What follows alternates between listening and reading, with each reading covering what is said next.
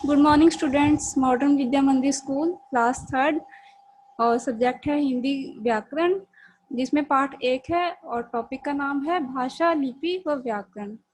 इसमें आपको भाषा, लिपि और व्याकरण के बारे में पता चलेगा। इसमें फर्स्ट क्वेश्चन है आपका, निम्नलिखित प्रश्नों के उत्तर दीजिए। इसमें फर्स्ट क्वेश्चन है, भाषा किसे कहते हैं?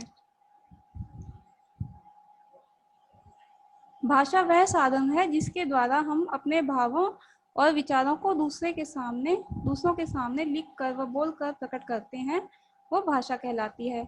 यानी हम अपने भाव और अपने विचार और अपनी बातों को दूसरों तक पहुंचाते हैं, चाहे वो लिखकर या बोलकर, वो भाषा होती है। इसके अलावा नेक्स्ट क्वेश्चन है आपका, लिपि किसे कहते हैं? इसका आंसर है, वर्णों या अक्षरों को लिखने का ढंग लिपि कहलाता है। यानी वर्ण और अक्षर हम किस तरीके से लिख रहे हैं, वो किसी विशेष लिपि में लिखे जाते हैं, तो वो हमारी लिपि होती है। तो इसके आगे है नेक्स्ट क्वेश्चन है, व्याकरण किसे कहते हैं? इसका आंसर है, व्याकरण वह शास्त्र है जिसके द्वारा हम भाषा के शुद्ध व अशुद्ध रूप को लिखना सीखते हैं, वो व्याकरण कहलाता है। यानी हम कोई भी भाषा लिख रहे हैं, उसको शुद्ध रूप में लिख रहे हैं या नहीं, इसका ज्ञान हमें व्याकरण से प्राप्त होता है। व्याकरण के बिना हम उसको शुद्ध रूप में नहीं लिख सकते।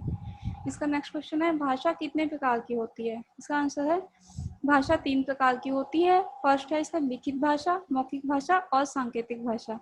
तो लिखित जो हम लिखकर, और मौखिक जो हम बोलकर अपने विचार पहुंचाते हैं, और सांकेतिक जो संकेतों द्वारा अपने विचार दूसरों तक पहुंचाते हैं। नेक्स्ट क्वेश्चन है, निम्न वाक्यों में रिक्त स्थान भरिए। फर्स्ट है, धरती पर केवल डैश ही भाषा बोल सकता है, मनुष्य ही धरती पर भाषा बोल सकता है। नेक्स्ट है आपका, भाषा को लिखने का साधन डैश कहलाता है। तो आपको जैसा पता ही है क्या कहलाता है, लिपि कहलाता है। भाषा के 2 डैश होते हैं, क्या होते हैं? भाषा के 2 प्रकार होते हैं।